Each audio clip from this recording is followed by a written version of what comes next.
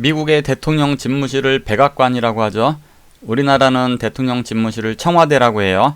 자, 이 청와대, 왜 청와대라고 했는지 그 숨겨진 역사에 대해서 한번 알아볼게요.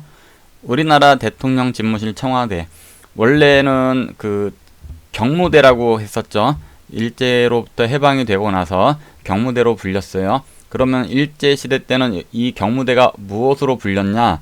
원래는 조선 총독부 그 총독이 거주하는 총독의 관사였어요. 그 조선 총독부 아시죠? 우리나라가 이제 일본으로부터 식민지를 살고 있을 때 우리나라를 다스리는 그 일본의 총독이 와서 살고 있던 그 총독의 공관이었어요. 그럼 이 총독의 공관이 되기 전에는 무엇이었냐? 아, 이거는 완전히 우리나라에서 사라진 역사인데요. 여러분들 아마 처음 들어볼 거예요. 혹시 보천교라고 들어본 적 없으시죠? 예, 없을 거예요. 일제시대 때 우리나라 이제 제1의 종교로서 우리나라 그 총 인구가 1800만 명 정도였다고 하는데 이 보천교 신도수가 자그마치 600만 명을 넘었습니다. 이거는 조선 총독부 공식 조사 그 기록에도 나와 있고 그리고 미국의 국무성 보고서에도 나와 있어요. 자, 600만 명이 신앙을 했을 정도였으니까 우리나라 그 최고의 그 가장 많은 신도를 보유하고 있는 종교였죠. 일본의 한 잡지에는 이 조선인들 중에 보천교 신도가 아닌 사람은 조선인이 아니다, 이런 얘기가 실릴 정도였다고 해요. 일제에서도 이 600만 명이라고 하는 어마어마한 숫자의 그 교인 수를 보유하고 있는 이 보천교를 처음에는 굉장히 리스펙트를 합니다. 존중을 해줘요. 탄압을 하는 게 아니라 마치 우대를 해주는 것처럼 이렇게 합니다. 여러분들 조선 총독부 총독이면 그때 우리나라의 최고죠. 우리나라 통치를 하고 있는, 그때로 생각을 하면 지금의 대통령이에요. 그런데 이 사이토 총독이 이 보천교 교주이신 차경석 이분을 만나러 직접 그 보천교 본당으로 찾아가요. 상상이 돼요? 직접 찾아간단 말이에요. 그거는 그만큼 이 보천교를 어떻게 리스펙트 해주는 면을 보여주는 거거든요. 이제 그 이유에는 여러 가지가 있는데, 일단 교세가 너무 많으니까 잘못 건드렸다가는 이게 독립운동으로 변질이 되면 골치 아프잖아요. 그런 것도 있고, 또 하나, 일본의 국교가 신교인데 일본인들은 그걸 알아요. 그 신도의 뿌리가 바로 우리나라라는 걸. 근데 그 우리나라 그 신교에 지금 그 다시 나온 그 종교가 바로 이 보천교이기 때문에 자기들 신교의 뿌리로서의 어떤 그런 리스펙트가 있단 말이죠. 그래서 일본이 일제시대 때는 당근과 채찍 두 개를 다 썼어요. 그래서 처음에는 이렇게 회유책, 우대책 비슷하게 하다가 나중에는 한꺼번에 그냥 탄압을 해버리죠. 우리가 역사 시간에 초기에는 유화 정책을 펴다가 나중에는 민족문화 말살 정책으로 전환을 했다라고 배우죠. 그것이 바로 이 보천교 탄압 정책입니다. 우리가 완전히 잊고 있는 이 일제시대 때 우리나라 모습인데, 혹시 그 물산 장려운동이라고 들어본 적 있으시죠? 배운 적 있을 거예요. 자, 그 물산 장려운동, 우리나라의 최초의 그 가장 거국적인 애국 계몽운동인데, 그 물산 장려운동을 벌인 주체가 바로 이 보천교였어요. 그래서 이 보천교 차경석 이분을 중심으로 조만식 선생이라든지 이런 사람들이 이제 물산 장려운동, 그래서 애국 계몽운동을 전국적으로 벌이게 되죠. 일제시대 때 독립운동하면 독립군이라든지 광복군이라든지 아니면은 저 임시정부를 다들 알고 계시죠. 그러나 베일에 가린, 장막에 가린 실질적인 독립운동의 중심은 바로 이 보천교였습니다. 그래서 임시정부나 독립군의 그 자금은 모두 이 보천교에서 대부분 다 지원이 됐거든요. 그래서 나중에 김구 선생이나 그 이승만 대통령께서 이제 우리나라에 들어오면서 이런 말을 다 남기죠. 정읍에 큰 빚을 졌다. 정읍에 큰 빚을 졌다. 혹시 이승만 대통령이 남한 단독 정부를 수립을 할 때 정읍에 가서 정읍 선언을 하게 되는 거 혹시 아시나요? 정읍이 바로 보천교 그 본부가 있던 곳이에요. 왜 정읍에 가서 남한만의 단독 정부를 수립을 선언을 했느냐? 거기가 바로 독립운동의 중심지였고 600만 그 우리나라의 그 국민의 중심 그 사상이 모여 있는 그 뭐라고 해야 되나? 그 중심지였기 때문에 거기 가서 선언을 할 수밖에 없었던 거예요. 그 600만 명의 지지를 얻어야 되는데, 여기에는 또 아주 신비한 일이 있어요. 그때 이미 이 보청교 신도들은 이런 걸 알고 있었어요. 남한만의 단독 정부가 되고 남한에는 미군이 들어와서 남한과 미군이 서로 도와준다. 그거를 이제 그 천리적으로는 뭐라고 하냐면 간태 합덕도수라 그래요. 이미 교리적으로 그런 내용들이 있었다는 걸 이승만 대통령도 알았죠. 왜?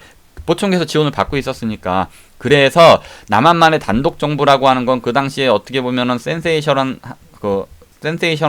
내용이잖아요. 그러나 그거를 이미 알고 그거를 바라고 있었던 국민들이 있었기 때문에 그 국민들의 지지를 얻기 위해서 바로 그 정읍에 내려가서 그 선언을 했고 바로 그 국민들의 지지를 얻게 된 것입니다. 다시 청와대로 돌아가서요. 이 청와대 기획 왜 청와대로 됐냐? 바로 그 보천교 본부 건물이 있었는데 그 본부 건물 중에 한 건물을 11전이라 그래요. 그런데 이 11전이 규모가 어느 정도였냐면 경복궁에 있는 근정전, 왕의 궁전보다도 더 컸어요. 그 정도로 보청교의 교세가 대단했다는 얘기죠. 그런데 이 11전을 딱 건설을 하는 거는 일본인들이 막지를 않았거든요. 그런데 교묘하게 건설이 딱 되니까 차단을 해버렸어요. 못 들어가게. 그리고 바로 이제 보청교를 해체를 시켜버렸죠. 왜 해체를 시켜버렸냐? 아까 설명드린 것처럼 그 독립 자금을 대주는 게 걸려버렸기 때문에 처음에 당근과 회요 채찍 같이 쓰는 척 하다가 나중에는 이제 아예 그냥 다 탄압을 해버려서 모든 보청교 간부들을 검거를 해버리고 그 다음에 이 건물들 다 해체를 시켜버려요. 그리고 공매로 넘겨버렸거든요. 그리고 보천교 흔적 지우기 작업을 해버려요. 사이비 종교라는 말 들어본 적 많죠? 자, 이 사이비 종교가 언제 처음 생겨난 말인지 아세요? 예, 모르실 거예요. 언제 처음 이 말이 생겨났냐면 바로 일제시대 때 생겨난 거예요. 일본인들이 이제 이 보청교를 없애야 되는데 뭐 때려잡는다고 없어지는 게 아니잖아요. 그래서 이제 그 언론이라든지 이런 걸 동원을 해서 사이비 종교로 매도 작업을 하는 이제 작업을 해요. 그래서 그때 당시에 가장 활발히 그 독립운동을 했고 음으로 양으로 독립운동을 했던 이 보청교 이거를 사이비 종교라고 매도를 해버려요. 그리고 불교라든지 기독교라든지 이런 종교는 그 당시에 이제 일본의 말을 잘 들었거든요. 신사참배도 하고. 그래서 이런 거는 정식 종교로 인정을 합니다. 그러나 우리나라의 민족 종교 계열, 독립운동하다 뭐 대종교라든지 보청교라든지 이런 거는 야 이런 거 신흥 종교인데 이거 사이비 종교야. 이런 거 나쁜 거야. 미신이야. 이렇게 대대적으로 공작을 합니다.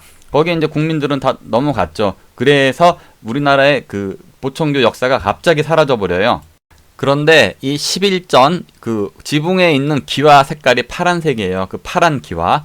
그래서 이 파란 기와는 나중에 그 이제 조선 총독부 관사를 지을 때 그 관사의 지붕으로 그대로 가게 돼요. 왜? 너무나 좋은 고급 기와였나 봐요.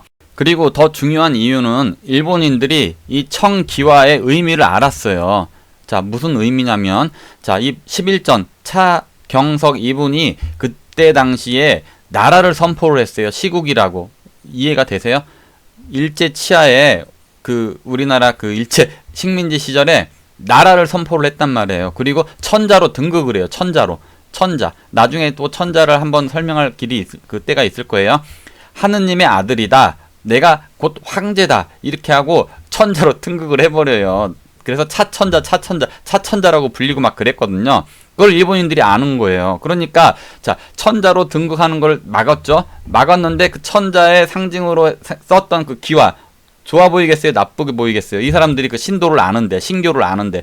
그래서 이 좋은 기와 총독이니까 내가 써야지 하고서 자기 총독부 건물 기와로 올렸던 거예요. 그리고 그 11전의 기둥은 이제 불교의 매각이 돼요. 불교의 매각이 돼서 불교 그 조계사라고 불교 우리나라 그 조계종 아시죠? 그 조계종의 조계사, 그 조계사의 건물에 쓰입니다. 그래서 그리고 또 뭐 전주 역사 그 조선 총독부 파란 기와 그것이 경무대로 갔고 그것이 이제 청와대 그대로 이름으로 쓰이게 된 겁니다. 그 건물이 그대로 이어졌거든요. 물론 새로 지었을 수는 있겠죠. 자, 그 천자의 꿈, 하나님의 아들, 내가 곧 이 지구의 중심이다라고 하는 그 상징적인 그 기와, 그것이 조선 총독부에서 좋아 보여가지고, 이거 내가 써야지. 그리고 썼고, 대통령께서도 또, 이거 좋은 의미니까 내가 써야지 해서 지금의 이 청와대 이름의 명칭의 기원이 됐다. 그런데 왜 파란색이었을까요? 자, 여기에는 아주 천리적으로 중요한 의미가 있어요. 자, 우리나라는 그 지리학적으로 간방으로 불려요. 동방이라고도 하죠. 동방, 한민족 동방. 그래서 동쪽을 상징하는 색깔은 파란색이거든요. 그래서 이 동방을 상징하는 색깔이라 그래서 파란색을 쓴 거고요. 자, 그 당시에 이제 서방 하면은 미국을 얘기해요. 미국. 서방은 백. 그래서 흰색을 의미하거든요. 색깔로. 자, 그래서 미국은 그 임금님, 대통령이 그 거주하는 그 집무실 색깔이 하얗죠. 이게 우연히 일치하는 것 같기는 하지만 아주 묘한 신비가 있어요. 그래서 백악관이라고 해요. 그런데 여기에는 우리나라는 이 청와대 이름을 잘못 줬어요. 청와, 거기까지 좋아. 그런데 이 대라는 말은 이 공간이 아니에요. 우리가 동작대라든지 뭐 경포대 아니면 뭐 해서 이 대라는 거는 어떻게 보면 그냥 노는 데거든요. 노는 데. 이렇게 음악 연주하고 연회를 베풀고 하는 그런 노는 그런 대자가 그걸 노는 곳을 말하는 상징하는 그 글자예요. 공무원들이 어떤 공적인 업무를 보는 그런 관이라든지 이런 좀 공적인 언어를 써야 되는데 그 한자를 잘 몰랐나 봐요. 그래서 이름을 청와관 뭐 이렇게 안 하고 청와대라고 이름을 잘못 지은 면이 있어요.